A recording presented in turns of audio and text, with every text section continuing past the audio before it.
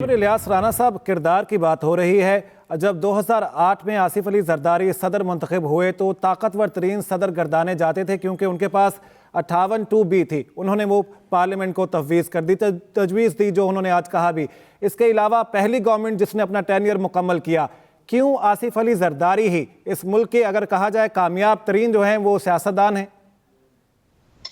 دیکھیں، ظاہر ہے کہ اب جو سچویشن ہے اس میں آصف علی زرداری کا امیج ہی اسی طرح بنا ہے کہ وہ اپنی وائف محترمہ بے نظیر بھٹو شہید کے ساتھ جب آئے اور ان کے لیے وہ کام کرتے رہے، اسی طرح جب یوسف رضا گیلانی کو سپیکر بنانا تھا ایک ایک ووٹ کے لیے وہ بھاگے، اور اس وقت آپ کو یاد ہوگا کہ ہمایوں اختر خان جو مسلم لیگ نون کے تھے اور وہ ووٹ ڈالنے کے لیے نہیں پہنچ سکے تھے، ان کی میریٹ ہوٹل سے آتے ہوئے گاڑی پنکچر ہو گئی اور وہ بڑا مذاق بنا تھا۔ اور آصف علی زرداری اسی طرح ووٹوں کے لیے دوڑتے بھاگتے ہیں، کے پی اسمبلی سے وہ ہمیشہ زیادہ سینیٹر لے کے آتے رہے، جس کے اوپر پی ٹی آئی کا الزام تھا کہ وہ ہمارے ایم پی ایز کو خریدتے ہیں۔ ایک دفعہ عمران خان نے لوگوں کو پھر ٹکٹ بھی نہیں دیے تھے کہ ان لوگوں نے ٹکٹ بیچا ہے، لیکن وہ پاکستان کی جمہوریت کے کھلاڑی ہیں، یہاں پہ ووٹ سے ہی سارا تناسب ہونا ہے، اور وہ کوشش کرتے ہیں۔ ابھی بھی کتنی سخت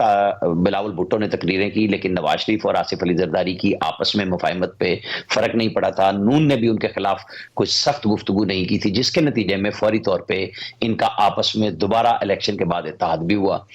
وہ حکومت میں نہیں بھی گئے اور ساتھ شہباز شریف کو وزیر اعظم بنوا لیا۔ اب مریم نواز نے کل جس طریقے سے کہا کہ بلاول آپ ووٹ لینے نہیں بھی آتے تو ہمارا تو فیصلہ تھا کہ ہم نے آصف علی زرداری صاحب کو ووٹ دینے ہیں، انہوں نے محترمہ بے نظیر بھٹو کے ساتھ اپنی ایک ملاقات کو بھی یاد کیا۔ تو یہ جو سیاست میں ایک سیاسی لڑائی ہے، ایک ہے رواداری، وہ آصف علی زرداری بالکل لے کے چلتے ہیں لوگوں کے ساتھ، جو ان کو کہتے ہیں یاروں کے یار ہیں، دوستوں کے دوست ہیں، تو وہ چیز وہ لے کے چل رہے ہیں۔ انہوں نے سیاست کو دشمنی میں نہیں بدلا، ان کے اوپر الزامات بھی لگے، 11 سال وہ جیلوں میں بھی رہے، لیکن کسی ایک میں بھی ان کو سزا نہیں ہوئی، کنوکشن نہیں ہوئی۔ تو اب جب وہ دوبارہ صدر مملکت بنے، میں اسی لیے پچھلے سیگمنٹ میں بھی کہہ رہا تھا کہ یہی بات وہ ہے جو آصف علی زرداری کو باقی سیاستدانوں سے بہرحال ممتاز کرتی ہے، ان کی کارکردگی کے اوپر ان کے سسٹم پہ کچھ کوسچنز اپنی جگہ موجود ہیں، لیکن وہ سختی سے پیش نہیں آتے لوگوں کے ساتھ، ہمیشہ سمائل ان کے چہرے پہ رہتی ہے، جواب میں بھی وہ سمائل دیتے ہیں، غصے کا اظہار نہیں کرتے۔ تو آج وہ پاکستان کے پہلے وہ شخص ہیں جو دوسری دفعہ منتخب ہوئے ہیں صدر مملکت کے طور پہ، وہ ووٹ لے کے دونوں دفعہ صدر مملکت بنے ہیں، جن کے اوپر یہ کوسچن محمود اچکزئی نے ان کے الیکشن پہ لگانے کی کوشش کی کہ ایوان مکمل نہیں ہے۔ تو جو نتیجہ ہم نے اب تک کیا، تقریباً 417 ووٹ آصف علی زرداری حاصل کر سکیں گے، جو تھوڑی دیر میں الیکشن کمیشن غیر سرکاری غیر حتمی نتیجہ دے گا، وہ اتنا ہی ہوگا، جبکہ ان کے مقابل جو ہیں وہ ان کے نصف میں بھی نہیں کھڑے ہوں گے۔ اور پھر وہ کل 11:30 بجے کے قریب الیکشن کمیشن باضابطہ کنسولیڈیٹڈ رزلٹ ایشو کرے گا، جو نوٹیفیکیشن کہلائے گا، گزٹ نوٹیفیکیشن ہوگا، جس کے بعد صدر مملکت کا منصب کا حلف لیا جائے گا۔ چونکہ وہ چیف جسٹس آف پاکستان نے لینا ہے، ایوان صدر میں لینا ہے، اور وہ کل شام 4 بجے کا وقت طے ہے، وہ وہاں پہ ہو جائے گا۔ تو یہی جمہوریت ہوتی ہے کہ آپ کے جو ووٹ ہیں آپ ان کو،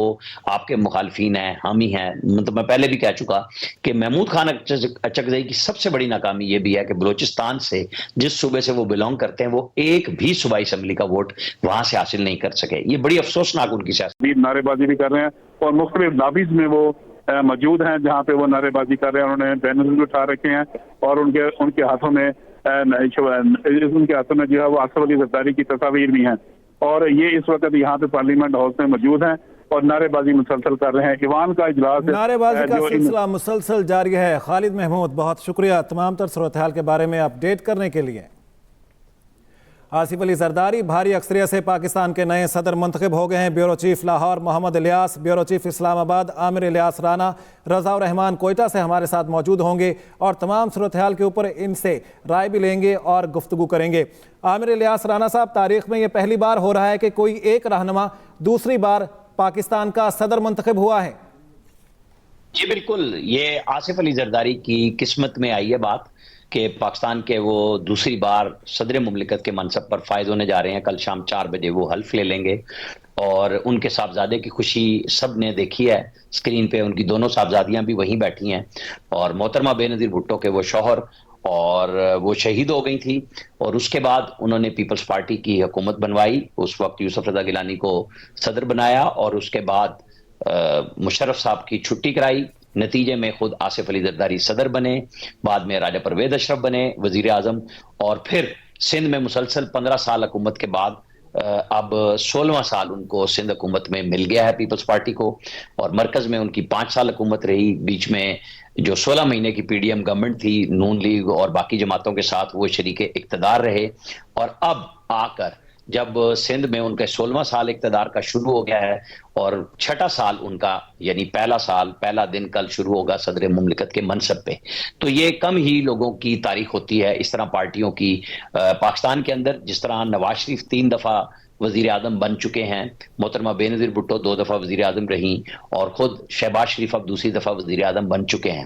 یہ ہماری تاریخ ہے، کچھ ماضی کی کچھ حال کی، لیکن ہماری اقتصادی حالت بہت پتلی ہے، ہماری سیاسی ماجرائی بہت عروج پر ہے۔ آصف علی زرداری ایسے موقع پہ صدر بنے ہیں تو انہیں جنہیں مفاہمت کا بادشاہ بھی کہا جاتا ہے، لیکن چونکہ عمران خان کہتے ہیں کہ میں نے ان دونوں پارٹیوں کے ساتھ اور ایم کیو ایم کے ساتھ یعنی پیپلز پارٹی، مسلم لیگ نون اور ایم کیو ایم کے ساتھ نہیں بیٹھنا، اور باقیوں کے ساتھ وہ بیٹھ چکے ہیں۔ اچک زئی صاحب کو صدر کے عہدے کے لیے نامزد کر دیا تھا،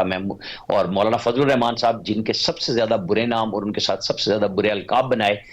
ان کے ساتھ ان کی پارٹی جا چکی ہے، کئی دفعہ مل چکی ہے۔ اب دیکھنا یہ ہوگا کہ آصف علی زرداری ایسی کون سی مفاہمت کی کوشش کر سکتے ہیں کہ جس سے سیاسی مہادرائی میں کمی آئے اور وہ بطور صدر مملکت پی ٹی آئی کے ساتھ روابط اس طرح بڑھائیں کہ ایک طرف جہاں انہوں نے پیپلز پارٹی کے ساتھ بغیر وزارتوں کے حکومت بنوا دی ہے وفاقی حکومت کی، اور نون لیگ ظاہر ہے کوشش پوری کرے گی کہ پیپلز پارٹی وفاق کی کابینہ میں ضرور ان کے ساتھ آئے، پنجاب میں بھی آئے، جہاں ایک طرف پی ٹی آئی کے لیے سختیاں کم نہیں ہو رہی ان کے ساتھ سیاسی مہادرائی بھی ہے۔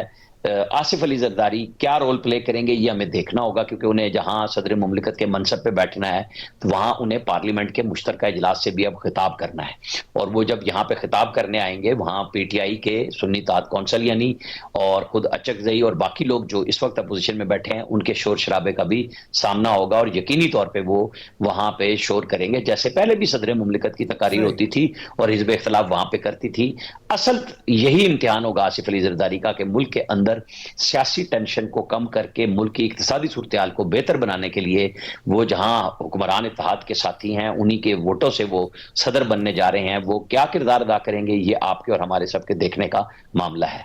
ٹھیک ہے محمد الیاس صاحب، آپ اس تمام تر صورتحال کے بارے میں کیا کہتے ہیں؟ ایک طرف ہم دیکھتے ہیں کہ ایک خاص سیاسی جماعت جو ہے وہ ریزنٹمنٹ شو کر رہی ہے، اور ایسا لگ رہا ہے کہ آنے والے دنوں میں عام انتخابات کو لے کر یا اس کے بعد جتنے بھی عہدوں کے اوپر الیکشن ہوئے ہیں ریزنٹمنٹ شو کی جاتی رہے گی۔ آصف علی زرداری کیا کردار ادا کر سکتے ہیں مفاہمت کے طور پر؟ جی یہ جو مزاحمت جو کی جائے گی جیسے سنی اتحاد کونسل کی جانب سے، وہ ظاہر ہے انہوں نے کرنی، وفاق میں بھی کرنی ہے اور صوبوں میں پنجاب میں بھی کرنی ہے، اور جہاں بھی ہو سکے گا ان کی جانب سے کی جاتی رہے گی۔ کے پی میں بھی کرتے رہیں گے، حالانکہ ادھر ان کی اکثریت ہے، لیکن پنجاب میں کرتے رہیں گے۔ لیکن یہ جو ہے یہ اس میں ان میں کوئی رکاوٹ دیکھنے میں نہیں آ رہی گورنمنٹ کے۔ یہ کتنی رکاوٹ کر سکتے ہیں کیونکہ ان کے پاس اکثریت ہے، کوئی ان کے اگینسٹ تو کوئی جا نہیں سکتے۔ بجٹ اپروو نہ کرنا یا اس طرح کی کوئی چیز ہوگی تو اس میں یہ آپس میں ایک مفاہمت کے ساتھ ہی چلیں گے، ان کو ساتھ میں ملائیں گے، کیونکہ ملک کو چلانا ہے تو اس میں ایسے مسئلوں پر جو سینسٹیو معاملات ہیں اس پر تو وہ نہیں بولیں گے۔ تو یہ اس میں کوئی ایسی رکاوٹ نہیں نظر آ رہی، کیونکہ دیکھ لیں اتنی کامیابی سے انہوں نے آپس میں کر لیا، پنجاب میں بھی اپنی حکومت قائم کر لی،